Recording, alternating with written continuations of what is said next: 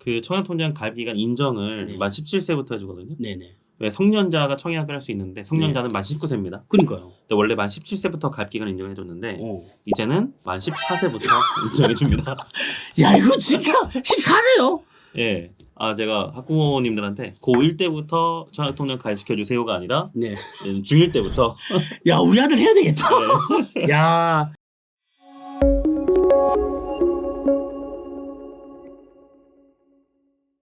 안녕하세요. 리치 톡톡 송도부자입니다. 오늘은 우리 부동산 투자에서 또 가장 중요한 부분 중에 하나인 청약에 대해서 좀 다뤄보려고 하는데요. 오늘은 청약과 부동산 관련해서 원룡이님과 얘기를 좀 나눠보려고 합니다. 우리 원룡이님은 35세 이서울 청약의 법칙과 청약 맞춤 수업이라는 두 권의 책을 또 내고 또 두 권의 공저를 내셨는데 이게 또 우리가 청약 부분에서는 명실공히 우리나라 최고의 전문가가 아닐까라는 생각을 합니다. 원룡님 간단히 자기소개 해주시죠. 네, 안녕하세요. 원룡입니다. 월급을 용돈으로 해준 말이고요. 원룡청약연구소 대표를 맡고 있습니다. 제가 주로 하는 일은요. 청약 관련된 컨텐츠는 생산하고 강의, 컨설팅, 그리고 언론사 자문, 책도 가끔 내고요. 유튜브도 하고 또 다른 채널을 통해서 남 대표님하고도 계속 소통하고 있습니다. 제가 잘하는 건요. 청약 경쟁률을 예상하고 가점을 예상해서 때려 맞추는 작업을 좋아합니다. 이게 지금 이제 원룡님 같은 경우는 저하고 이제 그 뉴빌드 TV에서도 네. 같이 이제 종종 영상을 촬영하고 하는데 우리가 또 스튜디오가 바뀐 데서 또 리치고 TV에서 또 MC와 또 패널로 나와서 네. 이야기하니까 또 이게 좀 새롭습니다. 예, 그 좋네요. 화이트 배경에다가 더 네. 뭔가 화사한 느낌입니다. 우리 뭐 다른 데 가고 싶은데 다른 더 좋은 스튜디오 하고 싶은데 아무튼 오늘 이제 원룡님과 이야기를 좀 나눠볼 텐데 이게 청약하고 우리가 부동산 투자에 대해서 아직도 잘 모르시는 분들이 좀 많아요. 그리고 청약을 하기 위해서 또 어떤 자격 요건이 있어야 되는지 그리고 분양권 투자가 어떤 건지도 잘 모르시는 분들이 있거든요. 거기에 대해서 짤막하게 좀 말씀해 주시면 좋을 것 같습니다. 예, 청약과 분양권은 엄연히 다릅니다. 네. 청약은 청약 통장을 가지고 청약에 선택을 하고 그걸 당첨을 받게 되면 그게 이제 분양권 소유가 되는데 이 분양권 투자라는 것은 누군가 이렇게 당첨받은 것을 사고 파는 행위를 분양권 투자라고 하는 거죠. 네네네. 그래서 청약이 조금 더 보수적인 접근이라고 하면 분양권 투자는 투자의 개념이다. 적극적인 개념이다라고 보면 되겠습니다. 네. 요즘에 많이 관심을 갖게 된 이유가 전국이 비규제 지역으로 된 지 딱 12달이 됐어요. 12달, 1년이네요. 거의 만 1년을 앞두고 있습니다. 네. 이게 정말 보면 저희가 사실 이제 2021년 완전 그 전고점을 확 찍을 때요. 그때 정말 부동산 규제 중에 가장 심했던 것 중에 또 하나가 뭐 다른 분야도 마찬가지지만 우리 분양권 관련해서도 전부 전매제한을 다 묶어버렸잖아요. 예, 전매제한도 많이 걸고 네. 심지어 단일 과세를 아주 그렇죠. 예. 70%, 60% 아직까지도 적용하고 있는 중입니다. 그래서 이제 그런 부분들이 규제가 너무 심했기 때문에 안 됐는데 요새는 이제 그런 것들이 대부분 다 완화가 된 상태에서 규제가 풀린 상태에서 거래가 이루어지고 있는 그런 상황이잖아요. 네. 근데 그럼에도 불구하고 제가 뒤에 한번 여쭤보려고 하긴 했는데 사실 또 미분양 관련된 게 요새 또 이슈잖아요. 네. 그 부분에 대한 거는 좀 이따 한 번 더 말씀 좀 간단히 나눠보시도록 하겠습니다. 네. 일단 우리 지금 부동산 경기가 너무 안 좋단 말이에요. 부동산 경기 너무 안 좋은데 청약이나 분양권 시장도 예외가 아닐 것 같은데 이 2023년에 대해서 한번 정리를 해주시고 그리고 2024년 어떻게 보시는지. 네, 2023년도는요. 상반기는 너무 좋았어요. 상반기는 좋았다. 예, 왜냐하면 규제가 풀리고 나서 청약과 이 분양권 시장에 대한 기대감이 어느 정도 올라온 상태에서 전국이 비규제 지역 되었다 보니까 특히 이 비규제 지역의 의미는 되게 큰데요. 네. 세대주만 청약되었다가 세대 원도 되고. 맞습니다. 네네. 그러면 가족 통장이 막 4개 있다. 네네. 부부와 그리고 성년 자녀 2명이 있는데 이 4인 가족의 청약 통장이 각각 있다라고 다 할 하면 다 할 수 있죠. 네. 그렇게 늘어나게 된 배경도 있고요. 그다음 추석 전까지는 거래도 많고 청약 시장도 더 좋았다가 문제는 뭐냐? 하반기부터 시작해서 분양가가 엄청나게 올랐습니다. 왜 올릴까요? 건설사가. 그렇죠. 이제 대표님도 업계에 계시지만 올라가는 상황은 누구나 다 알고 계신 거고 그러면 이 올라간 분양가를 받아주었냐 안 주었냐라는 것은 또 지역마다 다릅니다. 서울은 받아준 편이었고요. 서울은 받아줬다. 예, 경기도는 받아주다가 미계약이 조금 있어서 한 3개월 정도 소요되는 단지들이 많았고 계약 완판까지. 지방은 아직도 미분양이 좀 남아있고 네네네. 이게 기준이 시세보다 싸면 무조건 완판까지 가는데 서울과 경기도시는 시세보다 약간 더 비싸게 나오는 느낌도 있단 말이죠. 그것들이 생각보다 계약 소진이 빨랐어요. 네. 지방은 시세와 비슷하게 나오면 미분양입니다. 네. 지금 미분양 이야기가 나와서 말인데요. 네. 지금 대구 같은 경우는 1만 세대, 그리고 경북 7천, 그리고 뭐 충남 같은 경우도 5천 세대 미분양 물량이 쌓이고 있잖아요. 네. 이게 이제 아까 말씀하신 대로 서울 쪽은 그나마 난데 경기도 지방으로 내려갈수록 그게 좀 심해지는데 이거 어떻게 보시나요? 예, 그 수도권과 지방이 올해 내내 미분양이 조금씩 줄었어요. 네. 수도권이 더 많이 줄었고 네. 지방은 덜 줄었습니다. 네. 그러니까 줄긴 줄었는데 감소폭이 적었다는 얘기인 거죠. 그래도 줄고 있는 상황은 확실하고요. 네. 계속 매월 국토부에서 그 통계를 내는데 미분양이 줄어드는 건 맞습니다. 그런데 네. 이게 각 도마다 이 네. 미분양 물량 자체가 다르잖아요. 네네. 근데 재밌는 건 뭐냐면 예를 들어서 충북이라고 해도요. 충북의 최대 도시가 청주인데 네. 청주는 미분양이 거의 없고 아. 군 단위에서 많아요. 그러니까 음성군. 그러니까 그러니까 음성군의 미분양 물량이 충북의 미분양 물량의 절반 이상을 차지한다. 뭐 이런 느낌이죠. 결국에는 해당되는 주요 도시는 점점 감소를 하고 있고 그 이외의 도시들이 또 그런 어떤 격차가 좀 생기는 그런 상황이네요. 그렇죠. 예. 충남 같은 경우도 아산, 탄경 쪽이 천안도 마찬가지로 네네. 그렇고 경북 지역도 포항. 네. 예, 포항이 최근 2년 동안 분양을 엄청나게 많이 했거든요. 네네. 올해는 안 했어요, 거의. 어. 근데 2021년, 22년 많이 했었어요. 네네. 그때 분양한 물량들이 음. 일부 미분양이 좀 쌓여 있습니다. 그렇구나. 자, 우리가 신규 아파트를 구매 또는 우리가 그거를 매입을 하는 데 있어서 정말 그 청약이나 분양권보다 좋은 어떤 투자 방법이 있나 싶은 생각이 들 정도인데 실질적으로 원룡이님 같은 경우는 그러니까 분양권 청약에 대해 강의도 하시지만 원래 또 실전 투자도 하시잖아요. 예, 맞습니다. 예. 그럼 분명히 이제 뭐 그런 어떤 사례들이 좀 있을 것 같은데 네. 실질적으로 투자했던 사례 중에서 투자금 대비 네. 뭐 수익률 뭐 예를 들어서 투자금이 뭐 얼마 들었는데 프로스피가 뭐 나는 경우도 있나요? 뭐 아무튼 뭐 그런 부분들에 대한 어떤 이야기 좀 해주시면 좋을 것 같아요. 예, 좀 오래된 얘기긴 한데 야, 시간이 흐를수록 수익이 낮아집니다. 일단 1,000만 원 놓고 3,000만 원 번 사례는 꽤 있어요. 야, 300%네요. 400%입니다. 그 기간 어떻게 되나요? 기간. 단타 개념은 1년 이내에 되기도 하니까 네. 1년 이내 팔기도 하고 그러니까 같은 물건을 같은 단지를 4개를 샀던 적이 있어요. 1,000만 원 들었어요. 예. 네네. 1년 이내 팔았던 건 1,000만 원 벌었고 네. 1년 이후에 입주 전에 팔았던 거는 3,000씩.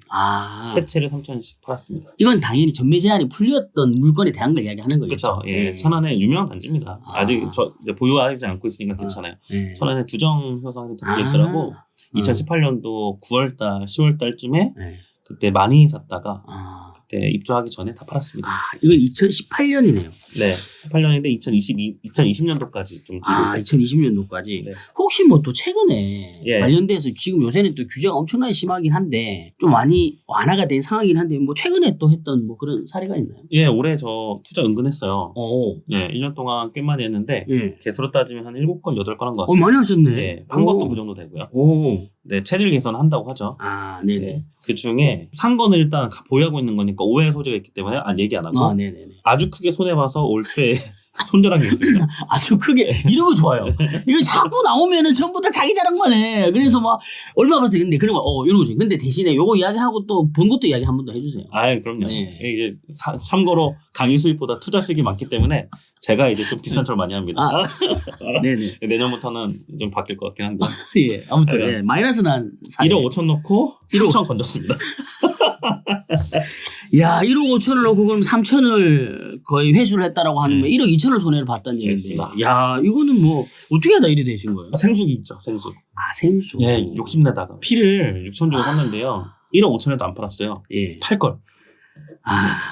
역시 욕심 과유불급입니다. 그때 예. 뭐가 필요했는지 아세요? 그때 리치고 빅데이터가 필요했어요.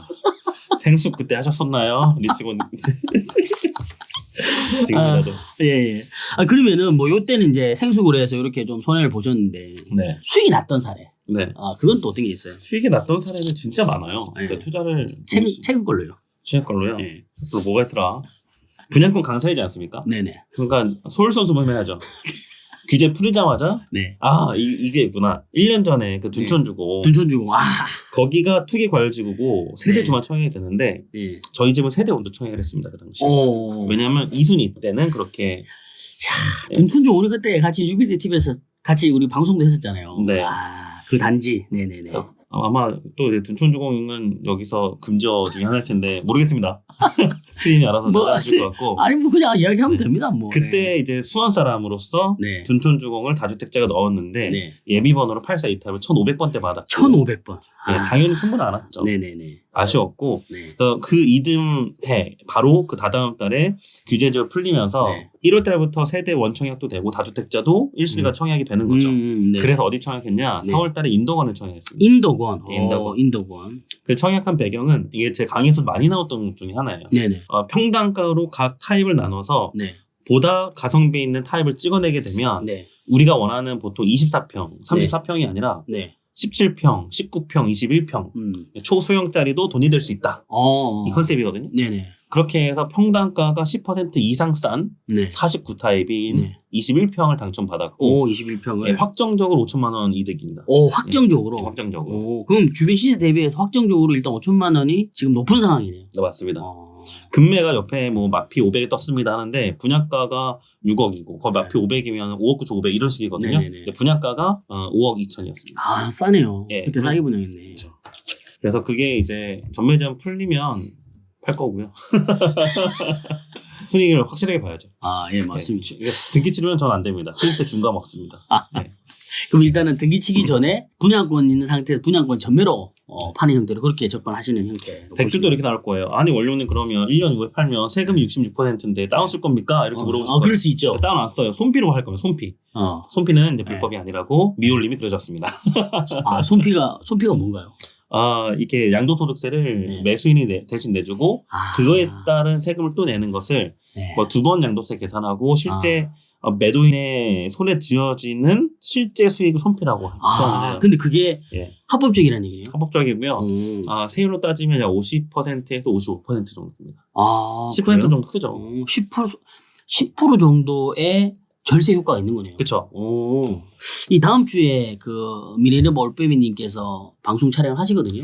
그때 한번 물어봐야 되겠네. 네, 꼭 다시 한번 물어봐 주시기 바랍니다. 그때 또 그 상황이 또 바뀌지는 않았겠죠.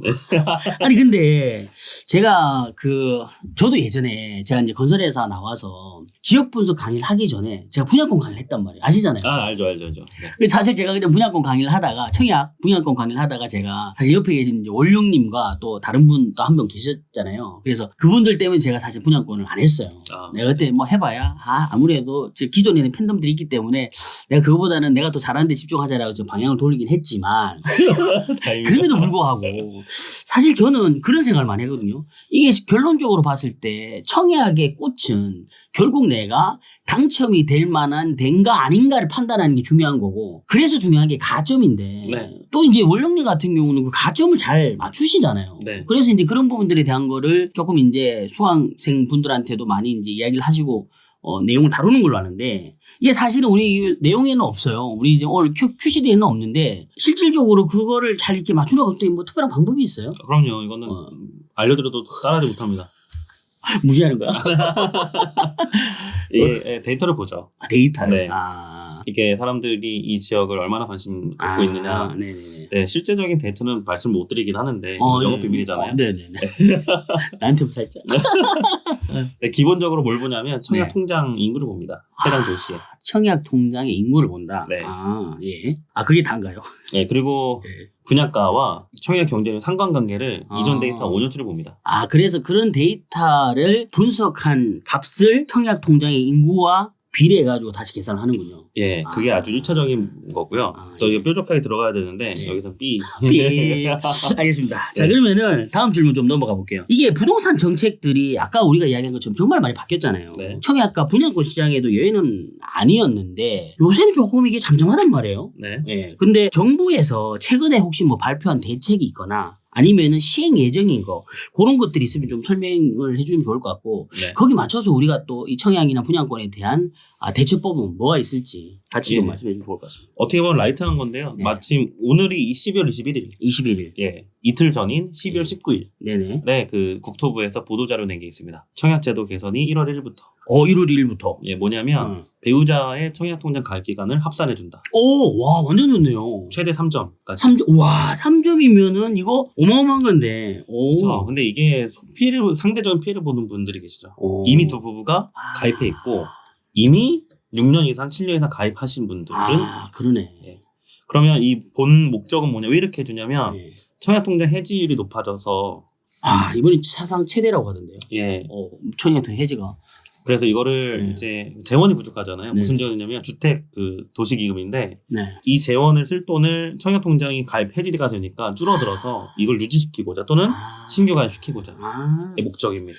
이게 지금 보면 청약 통장 해지 있잖아요. 네. 이것만큼 많이 되는 게 보험 해지래요. 이게 보험이 해지가 우리가 사실 이렇게 경기가 어렵잖아요. 민생구가 시달리면 제일 먼저 해지하는 것 중에 하나도 보험이라고 하는데. 그렇죠. 피아노 학원. 그렇죠. 태권도. 보수하고 뭐 이런 거 다 막 네. 끊어내고. 참 이게 이제 이런 또 이게 상관관계에서 그럴 수 있는 이게 부동산 경기가 어려우면 세수 마련이 어려우니까 세무조사가 많이 나오는 이런 경우처럼 이거 자체가 지금 상황이 어려우니까 이걸 끊어내니까 또 대책 발표를 해가지고 이렇게 완화를 해주는. 네. 그러다 보니까 상대적으로 또 문제가 되는 그런 세대들도 나오고 이러네요. 그렇죠. 그리고 또 하나는 그 청약통장 가입 기간 인정을 네. 만 17세부터 해주거든요. 네네. 왜 성년자가 청약을 할 수 있는데 성년자는 만 19세입니다. 그러니까요. 근데 원래 만 17세부터 가입 기간 인정해줬는데 이제는 만 14세부터 인정해줍니다. 야 이거 진짜 14세요? 예. 와. 자, 바꿨습니다. 제가 학부모님들한테 고1 때부터 청약통장 가입시켜주세요가 아니라 네. 중1 때부터 야 우리 아들 해야 되겠다. 야. 이게 어떤 이점이 있냐면 네. 아시겠지만 1년 가입하면 1점이 생기니 그러니까요. 3년이면 3점을 더 인정.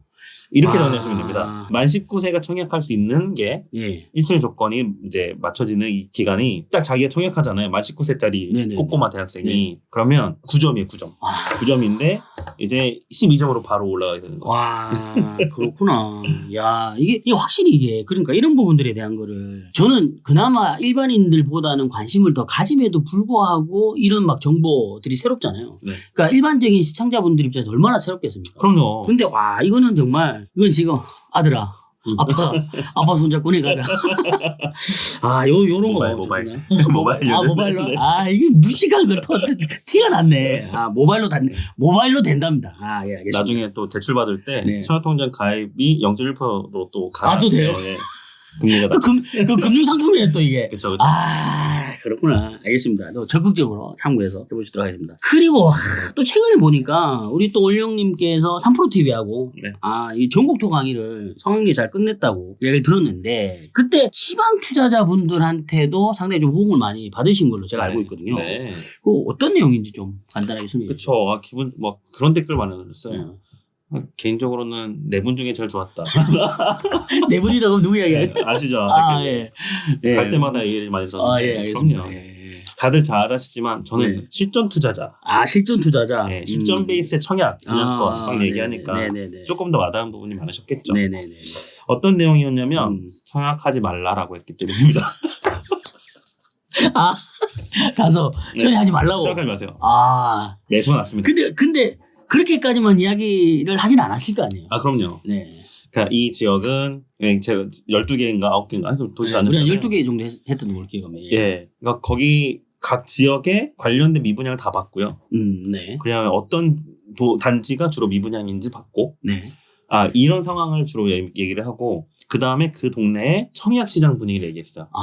근데 그 유이하게 서울을 제외한 그러니까 수도권을 제외한 전국에서 청약을 할 만한 곳은 딱 두 군데였고 네. 청주와 창원이었어요. 청주와 창원. 네, 청주와 창원. 창원은 올해 분양이 없었고 네. 청주는 올해 많이 했거든요. 분양 거의 10개 정도 했는데 네네네. 그래서 청주는 분양 성적이 아주 좋았습니다. 왜냐하면 시세보다 싸게 분양을 했기 때문에. 네네. 그래서 그 외 지역은 청약하지 않는 게 맞다. 차라리 매수가 낫다. 오히려 솔직하게 접근해서 이야기를 해주고 거기에 대해서 추가적인 뭔가를 베네핏을 강의할 때 두신 거네요. 그렇죠. 그리고 마지막 팁 드린 게 뭐냐면요. 네. 입주장에 사라. 입주장에 사라. 네. 그게 조금 더 기다려라. 약간 지금 아니요. 현재는. 지금 입주장. 지금 입주장. 왜냐면 지금 입주하는 애들은 2020년도에 분양을 했죠. 입주장을 사라. 네, 입주장. 왜냐면 2020년도는 지금보다 분양가가 싸고요. 쌌죠. 지금 훨씬 많이 비싸졌고 근데 그 분양가에 비슷한 시세로 금매가 나오죠. 입주장에. 입주장을 네. 그래서 분양권이나 청약보다는 입주장에 일반 매매를 해가지고 사는 게 좋다. 예. 그렇게 접근하셔서 이야기하셨던. 또 그 이유가 있죠. 네네. 청약하는 목적, 또 본질로 들어가면 얘기가 네네. 길어지는데 네. 새 집을 싸게. 새 집 싸게 줘. 그래서 요즘은 새 집을 비싸게.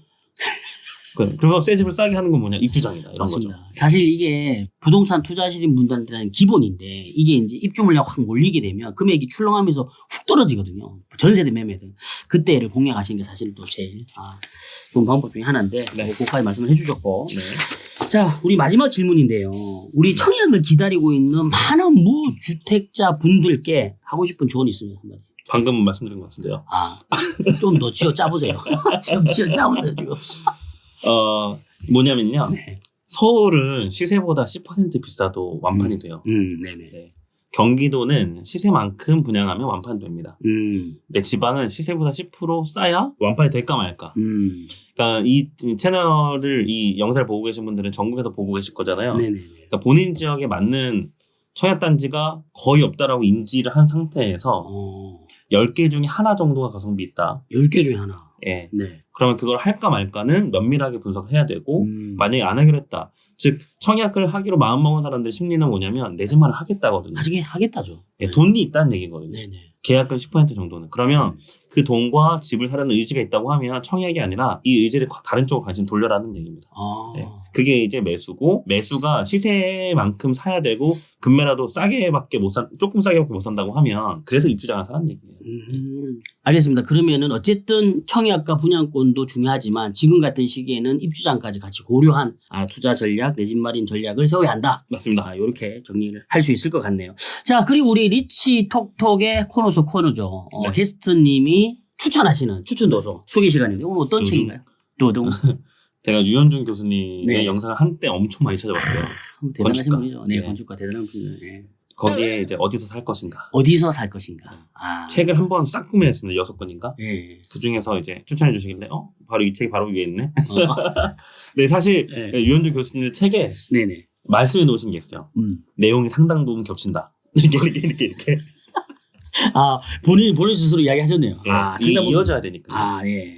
근데 이게 공통적으로 하신 내용이 뭐냐면 네. 아이들을 키울 때 네. 개방광, 이 상상력 자극을 위한 어떤 층고 높이, 원형 구조, 뭐 재미로 다채로운 이런 거 설계 많이 강조하셨는데요. 네. 예, 그거 상당히 공감 많이 했는데 이걸 본 이유가 내가 강남 꼬마 빌딩을 건축하려다가 팔고 안 하게 됐잖아요. 그리고 참 제가 그 매입 단계부터 매각하는 단계까지 제가 옆에서 다 봤는데 네. 참 그때 참 제가 뭐 계획은 참 어마어마했어요, 그죠? 네네. 많이 그때 도움 주셔서 그때 하신 거구나. 네.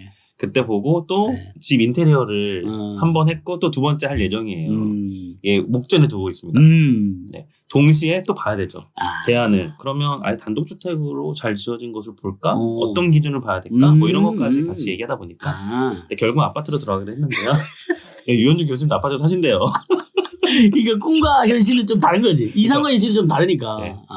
자, 그럼 원룡님이 추천하신 어디서 살 것인가 유현준 작가님, 저자님 책 참고해서 읽어보시면 좋을 것 같고요. 이게 우리 오늘 뭐 원룡님께서 나오셔가지고 청약이나 부동산이나 또 입주장에 대한 일반 매매까지 이야기를 많이 해주셨는데 너무 오늘 뭐 유익하고 재밌는 시간이었던 것 같습니다. 네, 예. 불러주셔서 감사합니다. 아무튼 이번 영상도 투자하실 때 참고 많이 하시고요. 우리는 다음 시간에 더 좋은 영상으로 찾아뵙겠습니다. 그럼 다음 시간에 뵐게요. 제발. 제발.